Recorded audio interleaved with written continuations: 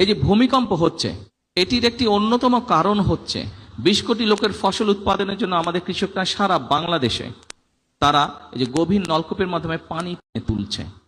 তার ফলে যেটি হচ্ছে নিচে থেকে আস্তে আস্তে শূন্য হয়ে যাচ্ছে। ঠিক আছে, খুব স্বাভাবিক, নিচটা যখন শূন্য হবে উপর থেকে সেটি ধসে পড়বে।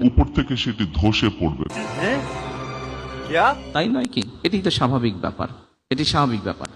এই খাল খনন কর্মসূচির সাথে এই ভূমিকম্প পর্যন্ত জড়িত। আর কি করার তাহলে? খাল খনন, নদী খনন সম্পূর্ণ বন্ধ করতে হবে, তার সাথে ফসলও ফলানো বন্ধ করতে হবে। কারণ সেচ প্রকল্প ছাড়া, সেচ ব্যবস্থা ছাড়া তো ফসল ফলানো যাবে না। এখন ফসল ফলানোর ক্ষেত্রে পানি নিচ থেকে ওঠানোর জন্য যদি ভূমিকম্প হয়, ভূমিকম্প প্রতিরোধ করার জন্য ফসল ফলানো বন্ধ করতে হবে। খাওয়া দাওয়া বন্ধ, খাওয়া দাওয়া টোটালি বন্ধ।